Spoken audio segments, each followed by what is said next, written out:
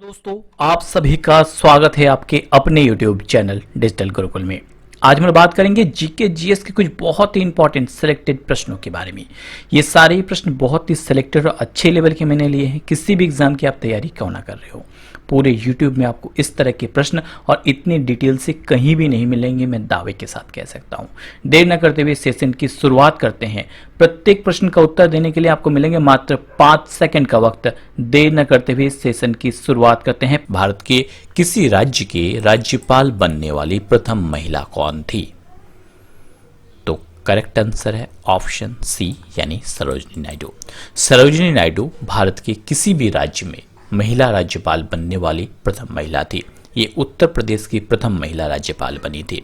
अब यहाँ पे ऑप्शन में 3 नाम और है। राजकुमारी अमृतराव कौर, देश के प्रथम स्वास्थ्य मंत्री पद्मजा नायडू, भारतीय राजनीतिक सरोजिनी नायडू की सुपुत्री सरोजिनी नायडू, जो उत्तर प्रदेश की पहली महिला गवर्नर और किसी भी राज्य की पहली महिला गवर्नर थी। इन्हें भारत कोकिला और भारत की बुलबुल भी कहा जाता था इनके सुंदर कविता के लिए।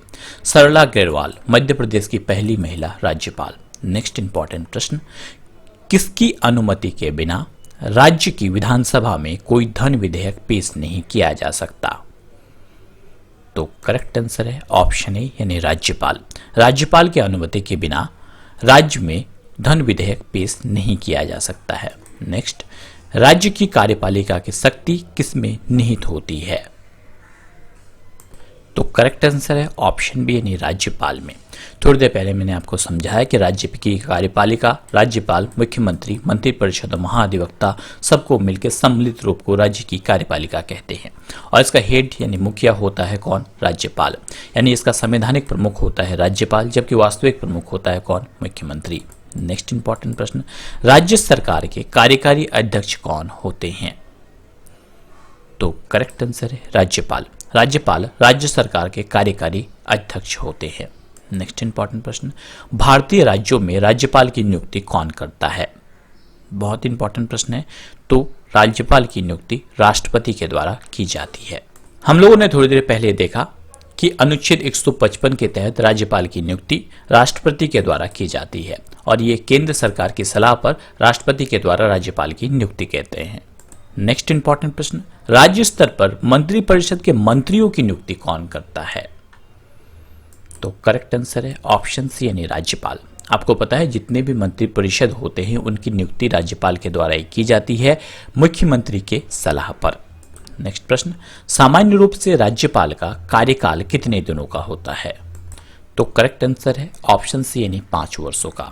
जैसे हम लोगों ने देखा कि सामान्य रूप से कार्यकाल जो होता है वो 5 वर्षों का होता है, मुख्यमंत्री की तरह ही 5 वर्षों का होता है। अनुच्छेद 156 में राज्यपाल के कार्यकाल का वर्णन है और राष्ट्रपति के प्रसाद पर्यंत राज्यपाल अपने पद पर बना रह सकता है या तो उसके बीच में इस्तीफा दे सकता है। नेक्स्ट इंपॉर्टेंट प्रश्न, राज्यपाल राज्य में किसका प्रतिनिधि होता है यानी किसको रिप्रेजेंट करता है? तो करेक्ट आंसर है राष्ट्रपति को।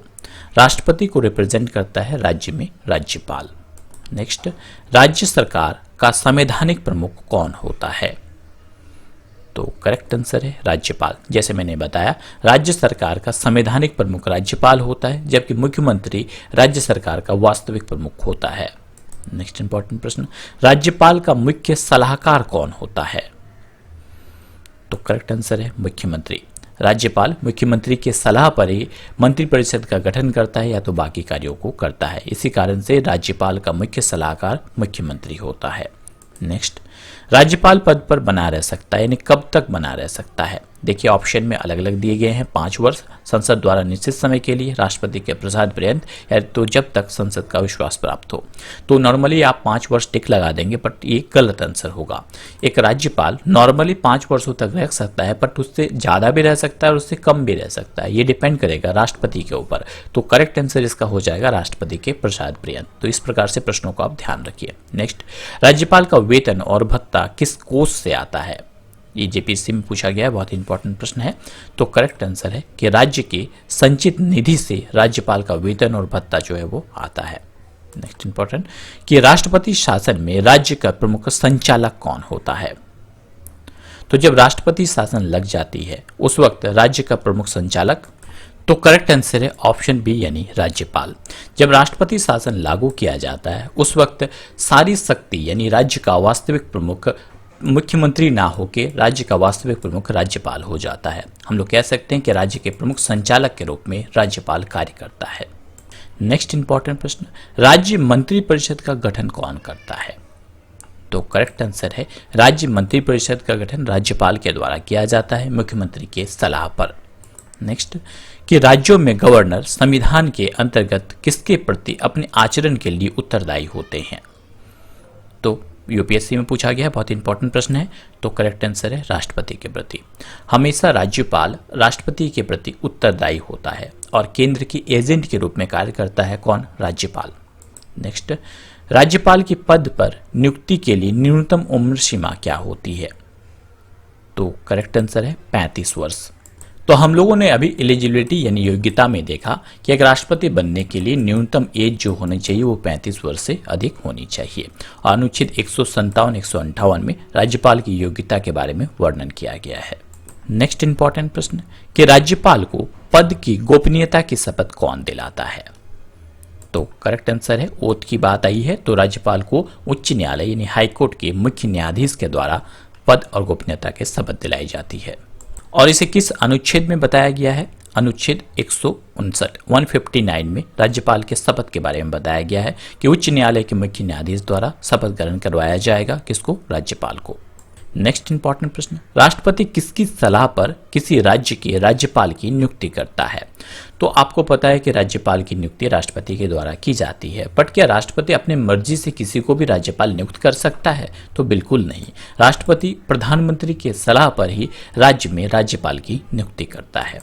नेक्स्ट प्रश्न, कि राज्यपाल को निम्नलिखित में से किस प्रकार की शक्ति प्राप्त होती है? हम लोगों ने राज्यपाल की शक्तियों के बारे में बात किया तो राज्यपाल की शक्तियों में सैन्य एवं राजनयिक शक्ति जो है वो शामिल नहीं है। ध्यान रखिए, नहीं है। यहाँ पे प्रश्न को ध्यान से पढ़िए कि नहीं है पूछा जा रहा है। तो राष्ट्रपति जो राज्यपाल होते हैं उनको सैन्य एवं राजनयिक शक्ति जो है प्राप्त नहीं होती है, जबकि विधायिक, कार्यपालिका और न्यायिक शक्ति ये सारी शक्तियां उन्हें प्राप्त होती है। नेक्स्ट प्रश्न, कि क्या राज्य के उच्च न्यायालय में न्यायाधीशों की नियुक्ति के समय राष्ट्रपति संबंधित राज्यपाल से परामर्श लेते हैं? तो करेक्ट आंसर है हाँ। जब किसी भी राज्य में हाईकोर्ट के चीफ जस्टिस की नियुक्ति की जाती है तो वो राष्ट्रपति के द्वारा की जाती है, बट इसका परामर्श वो उस राज्य के राज्यपाल से लेते हैं। और ये इनकी किस शक्ति के अंतर्गत आती है? ये इनकी कार्यकारी शक्ति के अंतर्गत आती है। और राज्यपाल की शक्तियों को अनुच्छेद 154 में बताया गया है। नेक्स्ट प्रश्न, राज्यपाल विधानसभा में आंग्ल भारतीय समुदाय के कितने व्यक्तियों को मनोनीत कर सकता है? तो हम लोगों ने पढ़ा कि राज्यपाल विधानसभा में आंग्ल भारतीय समुदाय के एक व्यक्तियों को नॉमिनेट यानी मनोनीत कर सकता है, जबकि राष्ट्रपति 2 व्यक्तियों को नॉमिनेट करता है। और अनुच्छेद 313 में एंग्लो इंडियन के चयन के बारे में बताया गया है जो कि राज्यपाल के द्वारा की जाती है। नेक्स्ट प्रश्न, राज्यपाल सोने के पिंजरे में निवास करने वाली चिड़िया के समतुल्य है, ये कथन किसका है? तो करेक्ट आंसर है ये सरोजिनी नायडू के है, क्योंकि आपको पता है राज्यपाल और राष्ट्रपति इन दोनों के कार्यों में समानता पाई गई है। जिस प्रकार से प्रधानमंत्री और मुख्यमंत्री के कार्यों में और राष्ट्रपति के राज्यपाल के कार्यों में समानता पाई गई है। दोनों ही कहने को तो इनके पास सबसे ज्यादा पावर है, बट एक्चुअल में वास्तविक पावर प्रधानमंत्री और मुख्यमंत्री के पास होती है। इनके पास केवल संवैधानिक पावर होती है, यानी संविधान के अनुसार ये सर्वोच्च होते हैं, पर एक्चुअल पावर जो है ये प्रधानमंत्री और मुख्यमंत्री के पास होती है। इसी कारण से इन्हें सोने की चिड़िया में बंद, माफ कीजिएगा, इसी कारण से इन्हें सोने के पिंजरे में निवास करने वाली चिड़िया के समतुल्य कहा गया है। ये सरोजिनी नायडू के द्वारा कहा गया था। नेक्स्ट, कि राज्यपाल के अभिभाषण का क्या अर्थ होता है? आप लोगों ने सुना होगा कि राज्यपाल का अभिभाषण, बट इसका वास्तविक अर्थ क्या होता है? तो करेक्ट आंसर है कि विधानमंडल के दोनों सदनों की संयुक्त बैठक में दिया गया भाषण राज्यपाल के अभिभाषण का आर्थिक अर्थ होता है। नेक्स्ट, विधानमंडल द्वारा पारित किसी विधेयक के संदर्भ में राज्यपाल क्या निर्णय ले सकता है? यानी किसी भी विधेयक के संदर्भ में राज्यपाल के क्या पावर होते हैं?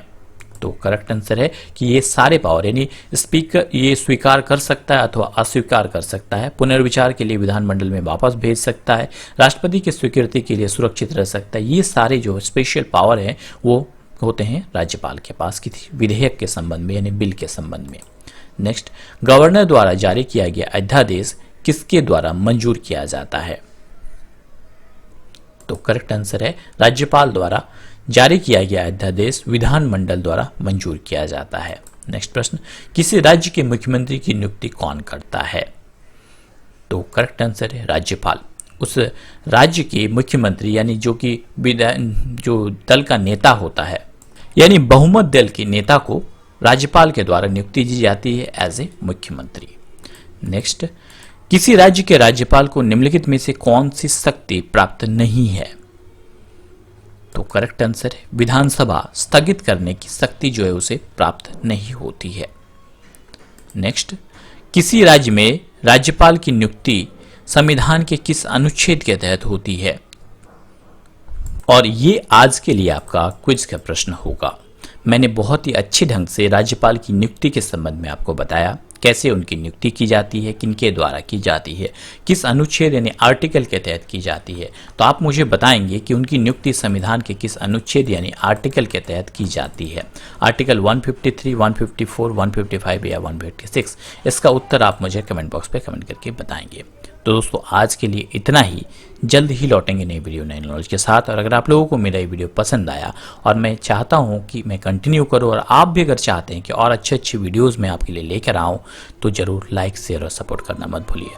Thanks for watching my video. जय हिंद जय भारत दोस्तों।